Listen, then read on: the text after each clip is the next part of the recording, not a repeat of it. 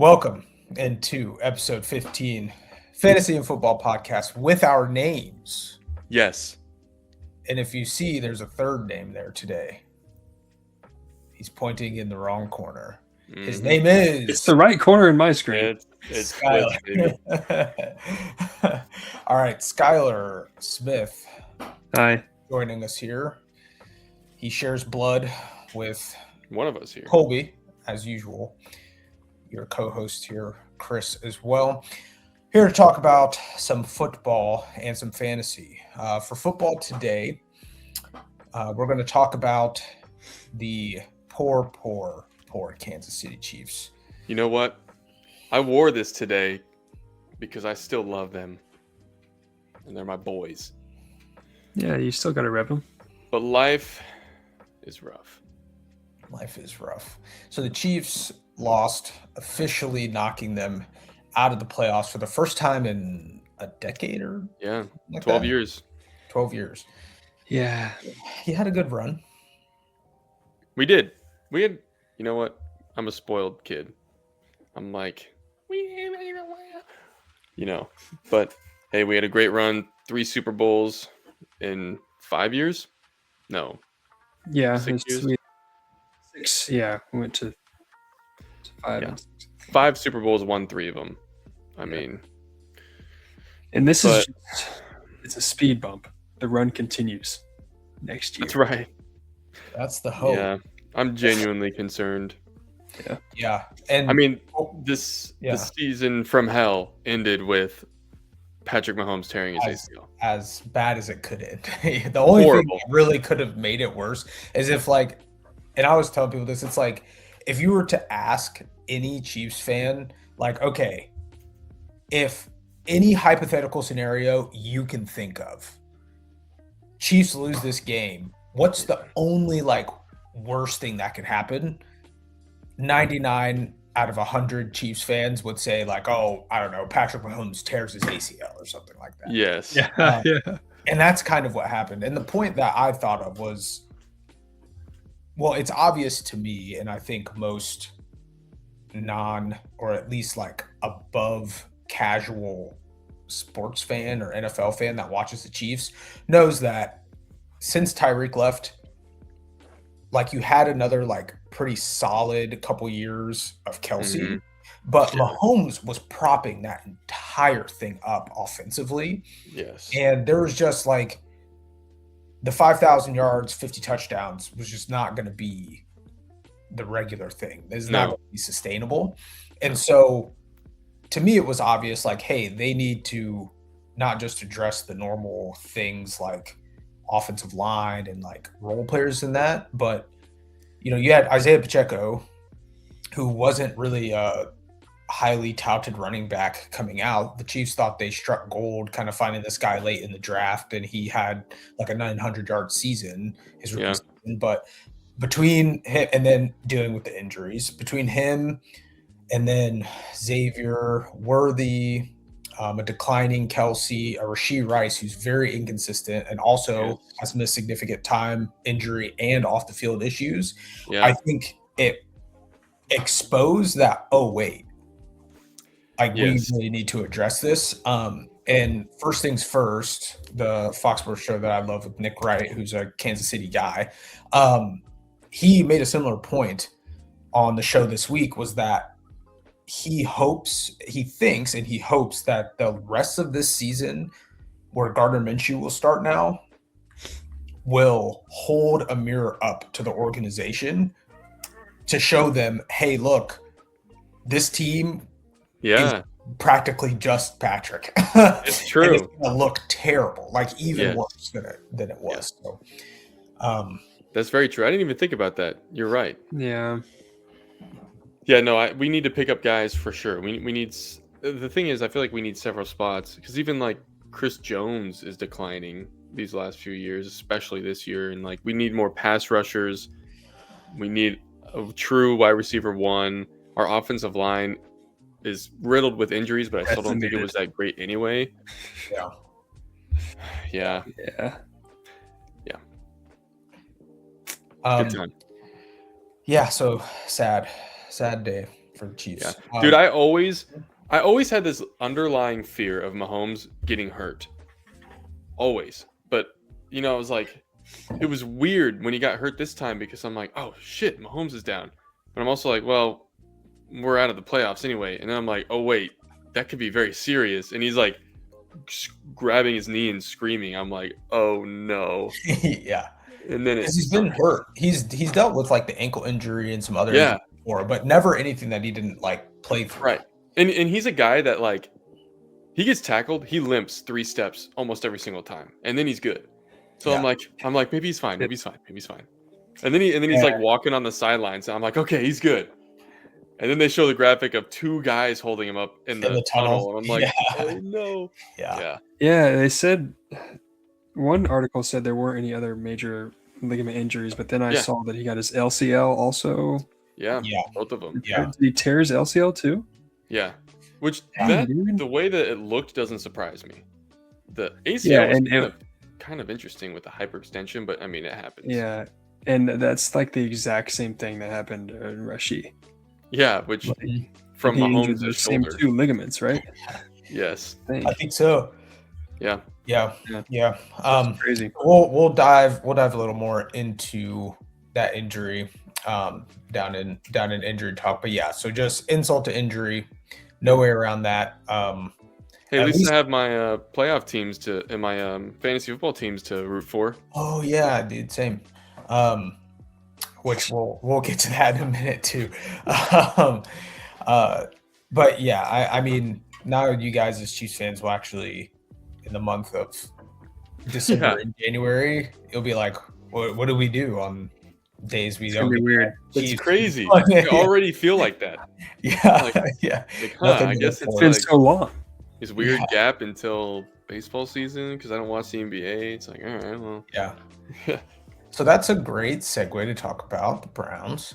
Like that every single week, every year of my entire life. So Shador was not good. Yeah. 3 interceptions, no touchdowns, bad pass rating, just all around kind of bad game. I think that his stat line against the Titans, which people want to say, oh, it's just the Titans. It's like, well, plenty of other quarterbacks have played the Titans and didn't put up those numbers. So there's that. But also, I definitely think the Titans game was more of an outlier just in the sense that as a rookie, you would definitely bet each week that they would probably struggle, not look amazing. And he looked amazing that game, which is good, which I still think shows you obviously the upside that's there. But having the game that he had against the Bears is not really that surprising. And Bears defense is good too. Bears defense, they're definitely opportunistic, which showed with the interceptions. Now, one of those interceptions I will say was not his fault because he threw an absolute dot to Jerry freaking Judy, who's terrible. The ball was so perfect. It went through his hands, hit him in the chest, and bounced off his chest into the hands of the Bears defender. That's the most frustrating thing as a fan when that happens. It's the Chiefs season. Yeah, dude. Crazy. So I'll even chalk one of those up to like should have been a touchdown, turned into an interception, like just such a huge swing. So I don't think it's even really as bad as the stats show, but they have a lot of holes. They have a lot of issues. They have the 32nd ranked wide receiver room. Quinshon Judkins now, who started off really hot, is down to under 4 yards a carry, which is the worst by any Browns running back since Trent Richardson played. So the defense can get run on any day of the week. It's just not good. And I unfortunately think it might get worse before it gets better. Yeah. So he'll play the rest of the year and it'll be snaps that are worthwhile. But at this point, it's just like keep people healthy and get into the end of the year and get the draft prep going. Yeah. All right. So we'll go straight into our segment, Win, Lose, or Bush League. So this is a segment where we state in our fantasy football leagues whether we won, we lost, or we lost but should have won. In other words, it was Bush League. Mm-hmm. So, and this was the first week of the playoffs for everybody. First week of the playoffs. Skylar, why don't you go first, Skylar? It's win or go home, baby. How many leagues are you in? I am just in the one league. In the league This I'm in? year. Usually have been in two and just one this year. Yeah. I got that dub.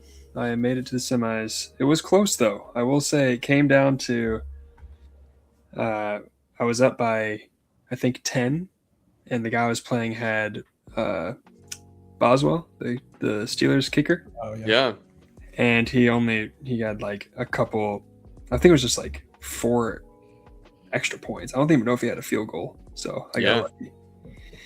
So I was kind of sweating a little bit, but a win is a win, you know. Survive in advance. Survive in advance. Yeah, I'll take one here.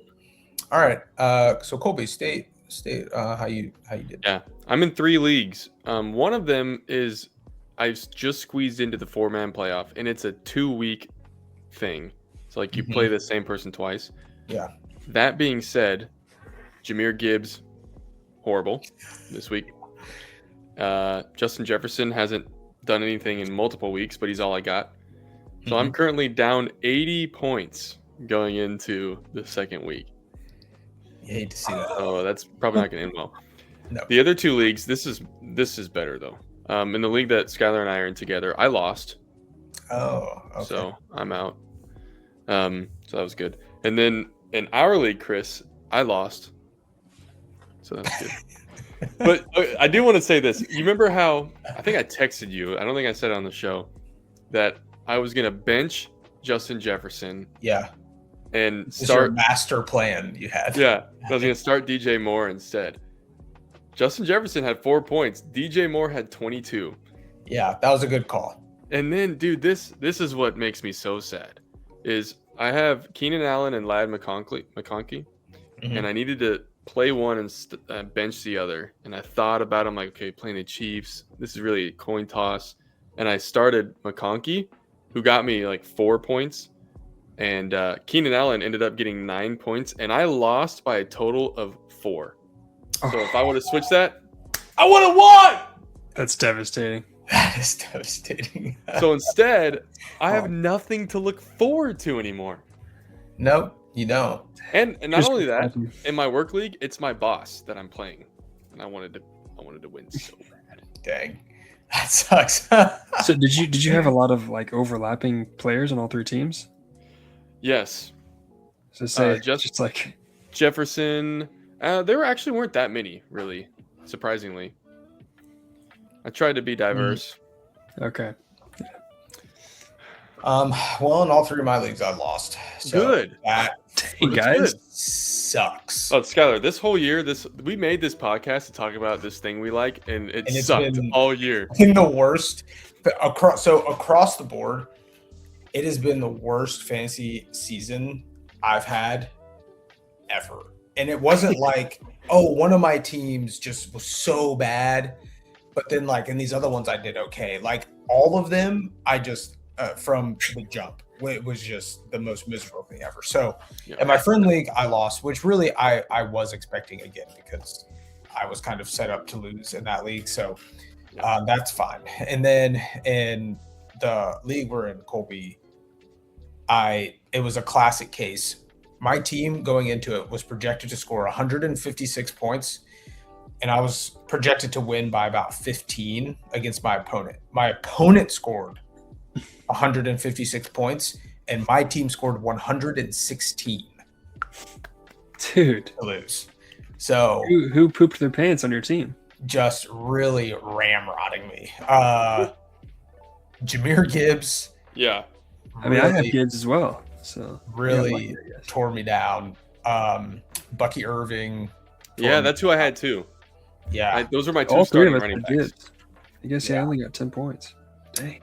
George Pickens really let me down that week too. So I just could not overcome. And then in my family league, so this was the whole saga last episode,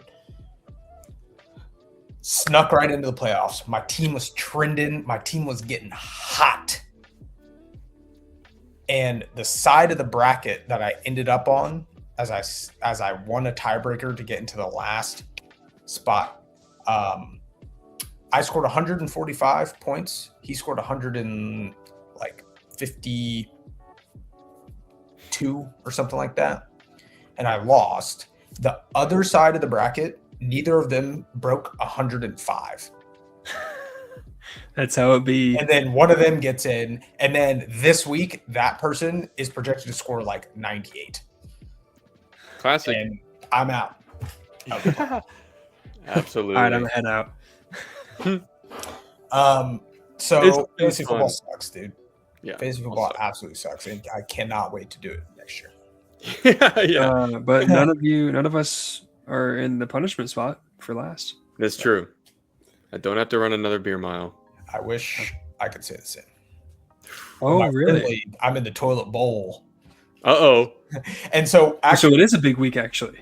it kind of is. Now, we don't have an official punishment in this league because You're there's losers. there's some people in this league that like we just don't do a punishment. Lame. But yeah. But what's funny is that so last year in this league, I was in the final against my friend Brett, and he won. Yeah. And so this year, I'm in the toilet bowl against Brett. No way. For last place. Dude, have How Brett back far on. you've fallen. I know. Yeah. First to hilarious. worst, literally. Dang, that's wild. I know. That's kind of what happened to me in I had a PT league until this year. I think it was 3 years ago. I took last and had to do the Buffalo Wild Wings Oh, yeah. California Blazing Blazing Challenge. And the very next year, I won, and we get a custom jersey of the player who scored the most for your team that year. So I have That's sweet. I had McCaffrey, and it was the year he was traded. So I have a half Panthers 49ers McCaffrey jersey. It's actually sick. Oh, that's Nice. Yeah. yeah, that's cool. That's really cool. All right, we'll move on to injury talk. So we'll just go right back into Mahomes. So we talked about it a little bit. So Mahomes got hit. I guess I don't know if you would classify it technically as a contact or non-contact. I mean, he got hit, but not really in that leg. It was kind of weird. Like he just sort of tripped up. Yeah. He ended up hyperextending his knee. So with a hyperextension, we should also preface that Skylar is also a physical therapist. Yes. For our 2 viewers out there Mm-hmm. that care. So he hyperextended. When you hyperextend your knee, your tibia, so your shin bone, moves posteriorly or backwards, more or less, kind of against your femur. It's not kind of a true sort of perfect kind of moving backwards, but they kind of all bends together. Usually with those injuries, you worry about, so the front of the knee kind of gets compressed and can damage the meniscus or something like that.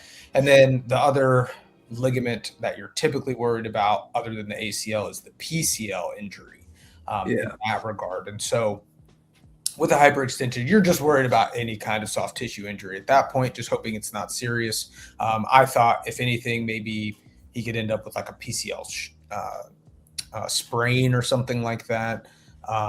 And he was down on the ground. He gets up and he walks kind of on the sideline. You can tear your ACL and walk. Obviously, he did it. Mm-hmm. But generally a better sign if you're not getting carted off the field.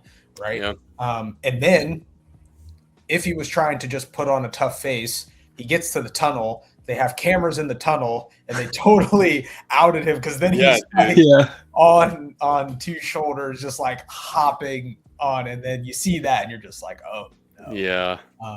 So then the news broke. ACL tear. He got a second opinion and then had surgery in Dallas with a surgeon there. And it turned out that he had,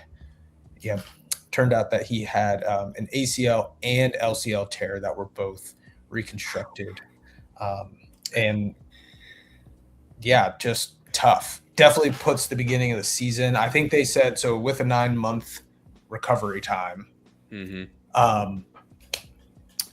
that would put him right up against the beginning of the season. He's optimistic. Everyone is optimistic that he'll be back for the start of the season. Now, with QBs, you don't have to worry too much. Generally, with the running and the cutting and all that sort of thing. But here's the thing about that. If I just don't see it. Me too. And the Chiefs, unless we fix some things, like our offense this year was Mahomes drops back, pocket breaks down immediately. He scrambles, tries to create something, or he just rushes. And like, yeah, so, like you can't. Yeah, that would make me so nervous if he came back early and then like played like that. Yeah. Plus, like the 9 month is like the actual start of the season. So like at 9 months, you're not supposed to be. That's when you're starting full speed. That's when you're like we've talked about returning to football activities. Exactly. You're not 9 months. Get in there, Mahomes. Yeah. Get in there, seal back to another Super Bowl. Get in there, seal and tear it up. It's yeah. 9 months is like, okay, go ahead and do some 3-step drops in practice. Yeah. And see how that feels. Yes. Mahomes has always struck me as a hypermobile guy also, so that makes me even more nervous about like the integrity of it going back too early. Yeah. You could just tell his hips. His hips move. Yes. Loosey goose. Oh yeah. Which probably was in his favor for a while for these kinds of like injuries prevention. Well, he also dislocated his patella. I mean, that's a sign of mobility too. You're right. So yeah. That's a good point. Yeah, so you got it here from 3 physical therapists. We don't think that he's going to be like ready to go.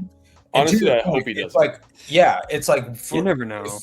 If the team is, I don't think there's no way it would literally be malpractice if the way the team is now at the end of this season. If they start next season like on the same level, that's malpractice. So you assume the team is going to be better in some regard by the time next season starts. But if you can buy, I mean, I don't know who's going to be the quarterback if they keep. Right. That's what I was just going to ask. Like, but it's like and I honestly, I think Minshew, I don't know who you're going to get besides maybe like Jameis. Right. That guy's just someone to come in. I think if you find the person who you think will give you the best chance to win like 3 to 4 games. 4 games, yeah. Keep us competitive until Mahomes is 100%. Yep. Yeah. Cam Newton. Speaking of malpractice. I'd love to see Cam. Yeah. Speaking of malpractice, though, let's talk about TJ Watt. Ooh. Segue. Look at this guy. That was good. Yeah, so speaking of malpractice, so TJ Watt, we don't normally talk defense, but we got 2 defensive guys coming up. Yeah. So TJ Watt suffered a partially collapsed lung that he was treated for successfully and discharged and is out, I guess, indefinitely right now. And it was due to a dry needling incident that he got after the game. So dry needling is a lot like acupuncture. It gets a lot of its roots from acupuncture. Acupuncture comes from more traditional Eastern medicine. And a lot of that has to do with this idea of an early understanding or trying to comprehend our physiology, and this idea that we have energy patterns and neural patterns in our bodies, and that you can stick needles along these pathways and elicit some response. And oftentimes the needles might have been coated with something like a menthol or something like that, that then when it interacts with the skin, you kind of get some kind of sensation there or something like that. So dry needling being more Western. So the dry meaning that there's nothing coating those needles, no medicines or natural substances or anything like that. And then it is more just trigger point based therapy. So it's like press here, that's where it hurts, that's where the needle goes in. That. Yep. And that's the deal. So in most states in the United States, you have to have certain credentials to be able to do this. And usually there's like, 2 or 3 tiers of credentialing that you could go through, and each tier becomes more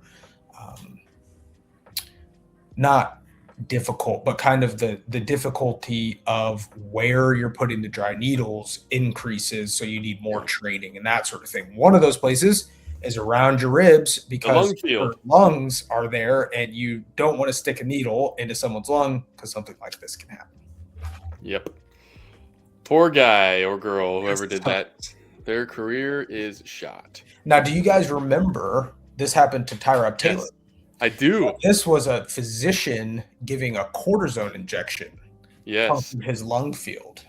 Right before the game. Oh, Right before the game. I remember that because he was like trying to warm up and he was like, it's like, what is going on? Like, Dude, like your chest lung is pain. I was like, collapsing. what? Yeah. I know. It's just crazy. I was like, I can't believe that happened. Oh. Yeah. Now, I didn't read if it was like a team doctor, physician, athletic I didn't trainer either. was, but typically physical therapists are the ones doing dry needling. So yeah, could have been one of us. Could have been one of us. I mean, I wouldn't have done that. Are you certified, Chris? I'm not. No. None of us are. Are either of you? No. Nope. Kelly is like level 1 certified in Ohio. Nice. But nice. There you go. Like most places don't let travelers do it, so I just haven't even done it. Yeah. Nice. And then the last person we'll talk about, certainly not least, is Michael Parsons. So he also suffered an ACL. So his was non-contact. So who are they playing? Someone's. I should have had it. But as a quarterback, no, they weren't. No, the Browns were the Bears. But as a quarterback stepped into the pocket, Micah is kind of going upfield as the defensive end, and he flushes the quarterback to step up. So Micah like plants his leg real hard to then turn back towards the quarterback as he's moving up in the pocket. And it's sort of that plant, immediately just jumps up, grabs his knee, is on the ground, non-contact. So that enough was for me to be like, ACL has left the chat. And then I don't know if you guys saw, they showed the angle. There's a camera angle where it was like the front of him, like dead on. So you can see his knee, and you can watch his knee go into valgus. And then at some point, it literally just is like that. Like it goes, and you can see it just. So MCL gone? Gone. Is it the unhappy triad? That I'm not sure. So far, the only reporting I've seen is that it was the ACL. That's it was pretty gnarly. And obviously the implications with Green Bay being a Super Bowl team, it just trade and everything. Yeah. Mm-hmm. Crazy. A lot of injuries this year. A lot of injuries. Soft tissue. Off the top of my head, I remember Devontae Adams too came up with what seems like a pretty serious hamstring injury. He pulled up as he was running down the field on a route. McVay after the game just said, quote, "not good." And then he's doubtful. They're on a short week too because they play here in Seattle tomorrow on Thursday, and he's doubtful. He's probably not going to play. So Well, they're playing reverse, so yeah. All right. Now we've got a special edition of the Fantasy and Football Coronation Quest. So we're going to go through the Coronation Quest for this past week, for the last week of the fantasy football regular season, and then we have our official coronation ceremony for the winners of each category. So real quick, we're going to go through this fast. King of the North this week was Kyle Pitts. Kyle Pitts. That was most fantasy points. We had like 40 something. 45. Goblin King. We got James Cook, Kyle Pitts, not surprising, and then ETN. That's most touchdowns. Hand of the King, most catches. Amar St. Brown. I forgot his first name for a second. Amon-Ra. Amon-Ra, yeah, St. Brown. There we go. That is the Hand of the King. We got Shield of Rohan. Best defense was the Ravens. The Lisan Al-Gaib was the best kicker of the week. That was Myers for Seattle. The Reaper, the most rushing yards was Henderson. So what's funny, it's because I knew you would do this. Just a little You pause. took out the T. Yeah. No, well, I know you took out the T. Oh, so did you notice? So I was like, OSU. Who the hell is OSU? Yeah. Okay. So you caught on. I thought in your mind, honestly, you'd look at that and be like, "What NFL team is that?" And just put it in. Yeah. But shout out OSU, Rookie of the Year, Travion Henderson. So was that T supposed to be the Ohio State? Yeah. And then our personal favorite, the Creature Golem, the biggest bust of the week, but basically who did the worst? De'Ami Brown. De'Ami Brown. Yeah. De'Ami Brown. Poor fellow. What were his stats? He had a catch for 4 yards and a fumble on that. Oh no, That's fantastic. that's sad. But okay, That's now we're going to I'm going to see if I can get this to look right.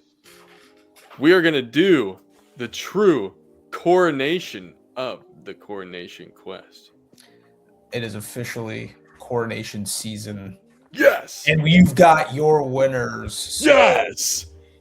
The King of the North! the winner, King of the North, goes to Josh Allen. So that makes sense.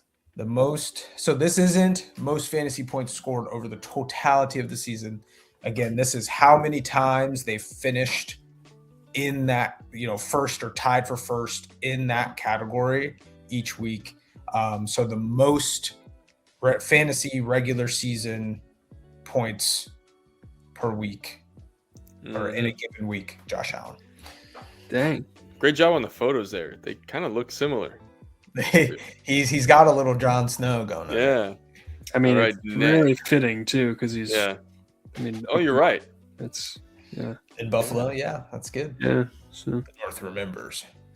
Ha Next, we have the Goblin King. So most touchdowns any given week. Jonathan Taylor, your running back one. I mean, just absolutely balling out. A beast. Yeah. Boy. Yes. Right. The Hand of the King, most catches in any given week. Jamar Chase. Pretty impressive, honestly, given that he had Joe Flacco for a little bit and Jake Browning for a little bit. Yes. The Jamar Chase is just a monster. Yes. No, Yeah, he is. Yes, he is. He had some down weeks this year during those kinds of weeks, though. But that's okay. Definitely. The Shield of Right. Rohan. The Shield of Rohan goes to the Seattle Seahawks. I was shocked at how spread out this year was with the different teams. The Seahawks were like the only ones, besides the Broncos a couple times, that like went more than once. Yeah, It's really spread out. It was close. Yeah, it was. I will like to say that I was right in the Seahawks. I was so high on the Seahawks defense going into this year. I knew that they were underrated. So You it's a draft little them? indication for me. I did. Nice. Yep. Next. All right. This is no surprise. The Dude's a Lisan beast. Al-Gaib. Yeah, Brendan Aubrey is just worth a bunch of fantasy points. There's a reason his ADP usually going into seasons, especially keeper leagues where the drafts are deeper, his is above a lot of just regular players because he's very worth it. Yes. It's like he misses a kick from 60 yards and you're just like what is he doing? What the heck, dude? Yeah. Well, yeah. Should be automatic. Yes. Used to be Butker. Wow. I didn't even Only realize. guy that yeah. He did. Yeah. Yes. So Jonathan Taylor wins Reaper for rush yards, right? Yep. Yeah. Rush yards. The last one was touchdowns. I said rush yards. So the last one was Yeah. that he was in was touchdowns for Goblin Yes. King. Yep. And then Reaper for rush yards. Amazing. Was this the one that they tied on and you had to actually figure out who had the most? Yes. So there was a tie between him and James Cook, Rico Dowdle, funny Yeah. enough, and Jahmyr Gibbs. Gibbs. So to get the tie break, I looked at their yards total rushing yards, no receiving yards included in that. And then I looked at their yards per carry, and then I looked at their total fantasy points scored. Nice. Jonathan Taylor was number 1 out of those guys in fantasy points. He was number 2 in yards per carry, only 0.2 behind Gibbs. And then he by far had the most fantasy points. So. Rushing yards. Yeah. Beast. Our favorite. Skylar, this guy. He ran away with it. 2 times. When we made this. 3 times. He was under 3 times. Yeah. When we made this category, we're like, well, this one's going to be hard to crown because no one's going to do that bad multiple weeks. And this guy did. Miles Price, wide receiver for Minnesota Vikings, came in and just did nothing but fumbles. Yeah. Oh, no. There was one like week that, no other stats but fumbles. A couple weeks ago when he went on there again, I looked at his whole season, and he, at that point, had only played 2 games. And both times he came in and fumbled, and that was it. That sucks for that guy. Yes, it does. That picture of Gollum is getting me. I know, I love it. And that's it. So we will mail. Well, actually, all these guys are going to come to my house personally, and I'm going to give them their rewards. Yes, and, they'll just get a printed out copy of that slide with them next to it, and then they sign it, and then they keep it. Yes. Themselves. Yeah. Well, very good. Okay, everybody. You know what time it is, Colby. You know what time it is, Skylar. We're going to transition from the fantasy part of the show to the fantasy part of the show. Okay? Yeah. And today... It's not clocking to you? We just did the fantasy. Oh, duh. Never mind. I'm sorry. Now we're doing the fantasy portion. It's late. Yeah. Today, this was actually, viewers, this was Skylar's idea. We're going to do some tier lists because we like watching those. So we're going to do some ourselves. And we got a few categories here. The first one we're actually going to do an actual tier list. So let me pull this up. Let me do this. Okay. So these are all the books that us 3 read. Now let me get this on the screen. In 2023. I mean, what? 2025. I'm 2 years behind. That was weird. Yeah. We overlapped on a handful of these. Definitely Skylar and I did. But we're going to go through these one at a time pretty quick. So I'm just going to choose these. So how this works, we got categories. S tier is for the best, and A, B, C, D accordingly. I'll do some that I know that you guys didn't read that I did. I read this series called A Darker Shade of Magic. This is the first book. I'm going to put it in A. I thought it was really good. It's fantasy. It's kind of hard to... I don't want to explain. It's going to take too long. It's pretty good. The author is Victoria E. Schwab, V.E. Schwab. She's very elegant in her prose. I really like the way she writes. The next book in the series, the second one, I'm probably going to put... I'm going to put it in B because it starts off kind of pirate-like, and I like pirates. But the book, it was like... It wasn't like the first book was kind of epic. What is happening? Did you guys hear that? Yes. Yeah. That was an ad on the thing. We'll delete it. We don't have enough subscribers. So You're right. We can't pay for the ad-free version. It was telling me to. It was like, hurry the fuck up, man. All right. And then this one I'm gonna put above it in B. This is the third book in the series. It just wasn't quite as good as the first one, I think. It ended very well. This is S tier.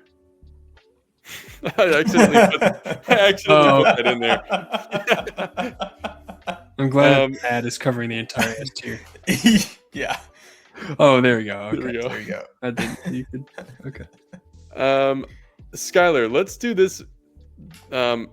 Chris's wife is reading the Matt Dinniman Dungeon Crawler Carl series. Yeah. Skylar and I binged them this year. So we can talk about these real quick. Do you have a favorite one, Skylar, of all of them? I think every single one got better. So I think the 7th is my favorite. I mean, I would say maybe the second one was a little weaker than the first, but besides that, the third on for me. Yes, all got I agree. I think the first one for me, honestly, I'm putting it in S tier, and here's why. Because this book, like, opened me to a new genre that I didn't even know existed, and that I didn't realize I was gonna love so much. Yeah. And his storytelling is so unique. And I was like, that's unbelievable. And we audiobooked them, and the audiobook reader is fantastic. I know that's not a hot take. That's like, there's actually a thing where it's like, oh, you didn't audiobook it, then you didn't get the true experience, which I don't think is true. But I don't know if you agree with this, Skylar, but I probably would just put all the other ones in A. Yeah, that's where I'd put them. Yeah. Pretty much, yeah, the subsequent ones ranked higher, yeah. So. And like you said, I'm not going to take the time to order them, but yeah, if we're going far, this side is higher, then it'd go down the list. Yeah, for sure. Nice. Skylar, why don't you tell me about some of these that you read? And because we're going to say Sanderson for last. Mm-hmm. This was Sanderson for Chris. Yeah. Yes. Did you read the Jim Butcher one? Yes, I did. That's right. Yeah. Ghost Story. What'd you think of it? I really liked it. I think it had something. There were some crazy things that happened in the book before. I'm not going to spoil them. Yeah. But, this one had a tough, I think, assignment after that, and I think it's something really unique and did it very well. So I think so too. An A. Personally. I would say that as well. I agree with you. I think that the formula of that series it's good and I love it, but it was getting repeated. So it's like he challenged himself. He's like, how can I make this happen? Yeah, because the book before that was easily S tier, like one of my favorite books ever. So same here. Same. Nice. Very good. Tell me about this The Witcher. The Witcher one, that's the second one I've read, because I think the first one was The Last Wish, and I've also watched some of the show, and it's kind of interesting reading the books after watching the show, seeing how kind of accurate they are. They're consistent with the show. Some of them are done pretty well. I liked it a lot. I'll probably put it in like top of B, because it's a series of different stories. Pretty much, it's not all one big plot. Some of the stories are longer than the others, but it really starts to get into like the meat where, it's setting up for something big, because it's actually not even like number one in the series yet. So nice, very good. Okay, what about this Guy Gavriel K book? Yeah, I love Guy Gavriel. I guess I've only read Tagana, his other, which is one of my favorite books ever. I put S tier. This one I think is just kind of hit me at a weird time. I just couldn't get into it, and it was a little bit slower. The third act was really good, and had a really good payoff. But I'd probably put it. I'll put it in C. Yeah. Okay. Very good. Let's see here. Aragon. You read Aragon this year? Yeah, I did, and I never read it. Chris, have you read Aragon? I have not. Are you familiar with the author, Chris? Like Christopher Paolini? As far as when he wrote Aragon? Yeah, he was like really young, right? Yeah, he was like 17. Yeah. And you can tell. With that. You can tell? Can tell it is like your cookie cutter typical fantasy. It has dragons, elves, dwarves, humans, like all that stuff. Yeah. And the prose, just, you could tell it was a young author, and yes, the story didn't really, it was almost like too fantasy. Okay, yeah. I didn't love it. I've heard the books just get better later in the series. I might just for this, I'm not hating on it, but just because it's dragon, I put D for dragon. Oh, there you go. Yeah, I've heard that too, Skylar. I have not read it, but I've heard that it's like, it almost reads as the quality of fanfic, where it's like still good, but not like super professional. But like, he was 17, and it hit national. He was going on like book tours while he was still in high school. It's crazy. Yeah. Okay, so let's go to The Dark Forest. Yes. Which is the second book in the Three Body Problem. I really liked the Three Body Problem, but this one, I'm audiobooking them, and it took me. That felt like a chore. It's just very hard science, and it was cool concepts, but something really crazy happened like in the middle. But besides that, I'd probably put that in D, below Aragon. Okay. But Death's End, though it was a long and slow read, the concepts were crazy. Really opened up my brain, and I put that in A, maybe at the bottom of A. Okay. That was Nice. good. Song of Achilles. Yes, I know you love this book. So this is pretty much kind of a retelling of the story of Achilles. Fiction just made up. It was really good. I thought it did a very good job of. It's almost like a kind of a romance in a war epic. Yeah. And I really liked it, and the end was great. So I put it maybe just below the Dungeon Crawler Carl in A. And at the behind them all. Nice. Let's see. Rhythmatist. Rhythmatist. So I'm gonna read that soon. This is a non-Cosmere Brandon Sanderson book. I think the first one really I've read, and I really liked it. It was cool. Very unique, typical of Sanderson. Very unique magic system. Yeah. And there's a big cliffhanger, even though there's no sequel yet. He's kind of that's like one in the future. Anytime he does a Q&A, that's guaranteed to be in there. When are you writing the sequel? Yes. Yeah. So I put that in. I read a lot of good books, apparently. I put this in A as well. Nice. Yeah, anywhere there. Yeah, it's good. And then Wolves of Kala. I think it's book 4 in the Dark Tower series. Stephen King, there's no one better at going inside the mind of a human being and like expressing, and his prose are incredible. The story is just, it was a cool concept. I'll probably put that in B. Okay. It's not my favorite kind of fantasy series, but it's good, and it had a huge cliffhanger at the end. Nice. I think the rest are ones that Christopher, right. Let's do Will the Many. Full disclosure, I'm reading this right now, and I'm loving it, baby. It's on my TBR, dude. It's so good. I'm excited. Where did you say you are now? I'm on page 102. Yes. Yeah. Okay. What's like the last thing that happened? Spoiler alert. Spoiler alert, Skylar. Whoa, Close your ears. whoa. Close your ears. Earmuffs. Their thing crashed. Okay. And he talked to the lady. Yeah. He chooses to be like, nah, and he takes. Yeah. So that's exactly where I am. Okay. Oh wait, no, man. I forgot. He arrived at the school, and the like doctor's talking to him, and then he finds out it was Viridius. Yeah. So that's where I'm at. All right, Skylar. All right. And then they all died. No. Yeah, dude. So the second book is actually all new characters. Yeah. Crazy. I will say, so after reading so much Sanderson, did this end up being the only non-Sanderson book I read? Yeah. All year. I think so. Okay. Yeah. Right. It would be.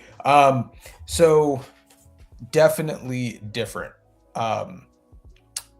It doesn't give you like Sanderson gives you a lot up front, obviously, right? This I felt like did not. Like this is more of like to me it read like a scene, and then there's people, and then this next scene there's kind of like a new person. It's not really just like having everyone explaining like I'm this person from here doing this. I don't know. It's a little more slow of a burn, which I kind of like, and it's definitely more like you get like crumbs of like information that you figure out, which is definitely different. So I will say I'm very excited to read the sequel, and I haven't read that. I haven't started that yet. I would honestly. It's hard because I haven't read the rest of these books. That's I true. honestly tack it onto the end of the A tier. Probably. The end? Yeah. That's probably where I'd put it, because I don't really know, but. And we'll talk about this more when I finish it too, and we'll do a whole episode about it. But I hadn't read epic fantasy in a while, and this book reminded me exactly why I love epic fantasy, because I'm digging it so far. Like I've had more fun reading this first 100 pages than I did that entire series of the V.E. Schwab. And not against her books, they're great. It's just like, this is what I love, baby. Yeah. But yeah. Yeah. Now it's time. So we've all three read all these books. Yep. Sanderson. Let's go with Warbreaker. Yeah, Warbreaker. This is a special place in my heart, but I'm biased. Yeah. I think I'll be Warbreaker. B for me. Yeah, that's understandable. I think that's not an uncommon take. I think Warbreaker has for me some of the coolest magic that I think about that magic system a lot. The villains, we kind of talked about this off air, not super memorable. Can't really say for spoiler reasons, but yeah, I think it's a great book. I would put it in A personally. But it has some of my favorite Cosmere characters in the book. Yes, 2 of them are in there, and the climax. Oh yeah, it's great. That book I think about. Yeah, still. This is the book incredible.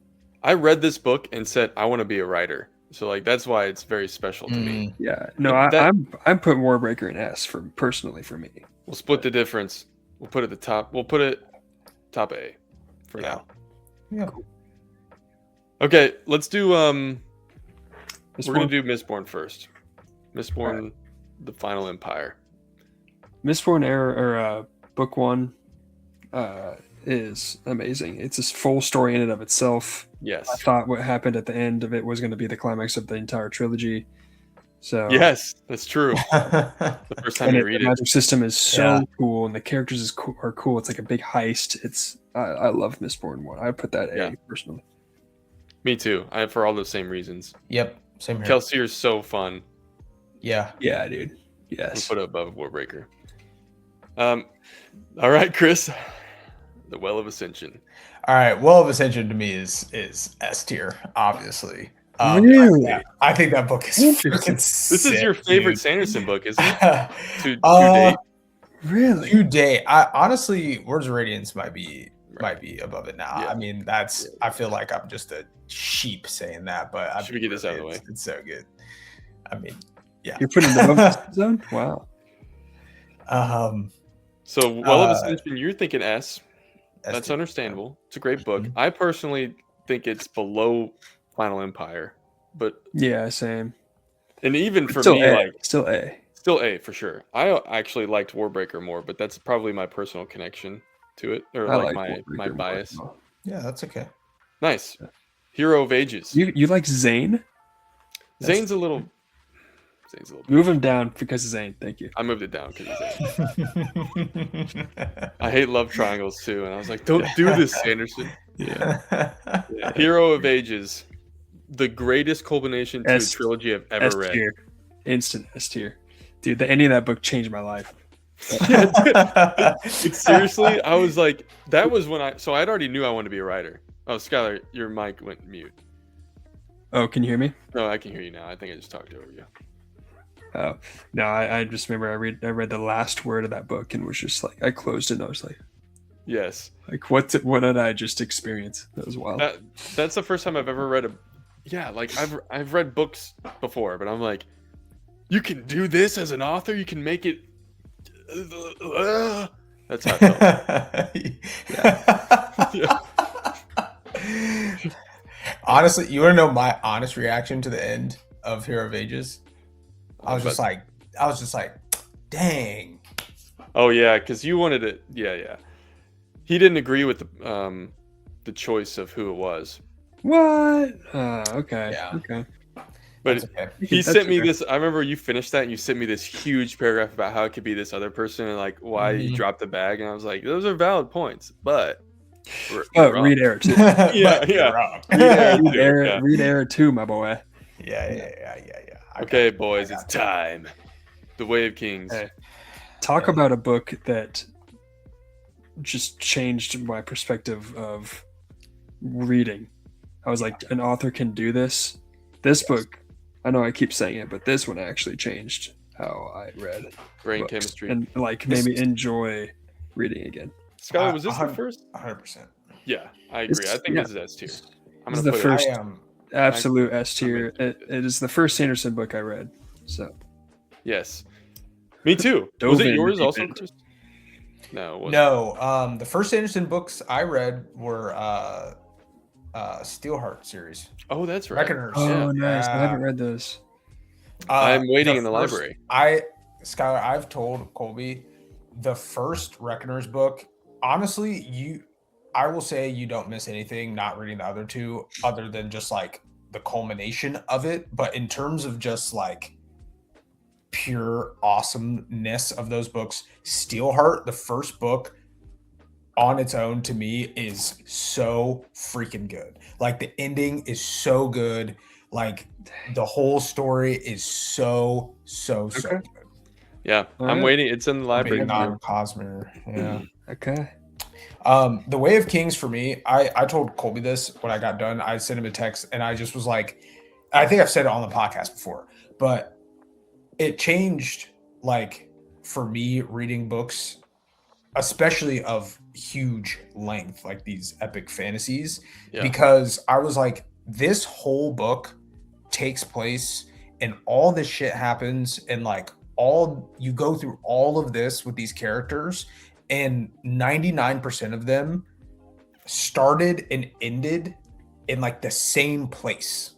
Like physical location. It's like the very beginning, like there was like a little bit of movement and then they were like in this place. And then the whole book goes by. And then at the very, very end, they like just a little inertia to like move. Yes. Like physical location. There's only one of the POVs who actually leaves that place. Yeah. Yeah. That's crazy. And it's still the most epic thing ever of all time. Yes. And then that opening, like, yes, opening dude. line is just amazing. Yes. It is. It's probably the most quoted fantasy line of not all time, but it's up there. Yes. And then we're gonna follow that up with Words of Radiance. Yes. War White on the day he was to kill a king. Yeah, this is the best book I've ever read. Yeah, dude. So, the climax of that book, you're just like climaxing. I was like running, yelling. Yeah, right. I had this like epic climax in my brain, and he took it and times it, big brained it by 100. I was like, dude. Not only that, I heard someone else say this once.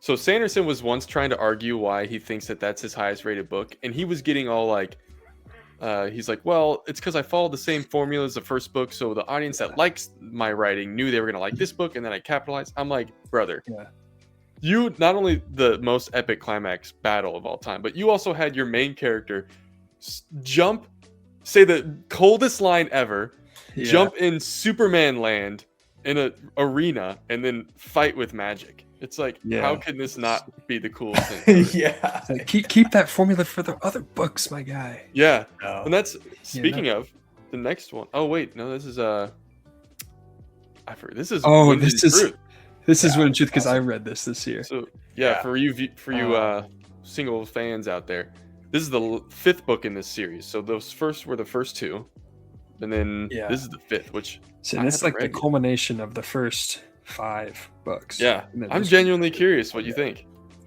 We haven't talked about it. Good. It was really good, really fun with multiple of the characters. I would put it in A.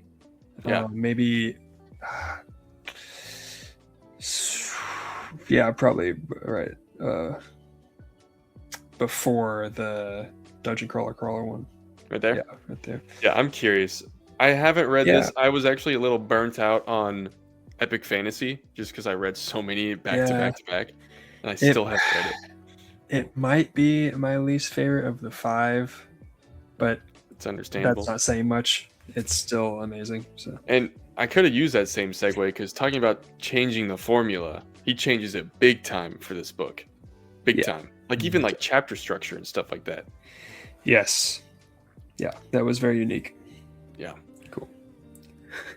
Well, we had several other things planned, and it's been an hour. Because us boys like to yap. What do you boys think? We could just call it. That was good. That was good. Yeah. Hey, maybe we can have you on in the future and do the rest of the tiers that we have planned. Sounds good. I'll save the lists. Nice. This was fun. This was Yeah. We read a lot of books this year, and gonna read a lot next year. I'm excited. Yep. All right. Thanks for well- having me on. yeah. Yeah, dude, that was fun. Thanks for coming on. That was fun. You got to see the official coronation process. Yes. All right. We've been You doing got to that come all on year. for the special Coronation Quest. Yeah. that's And don't you worry, fans. You have neither Chris nor I's teams to look forward to seeing how they do in the playoffs for the remainder of this podcast. That's I'll right. have Colby So update you on mine. Yeah. yeah, right. Just have Skylar on for like 5 minutes each week. How you doing? Yeah. How's it going? Yeah. Yeah. So with that though, yeah, we'll kind of change. You'll see a little change to the format here moving forward. But definitely looking to bring you more fantasy content. Yeah, baby. Cool. Yeah. All right. Till next time. Till next time. See you Peace. later. Peace out.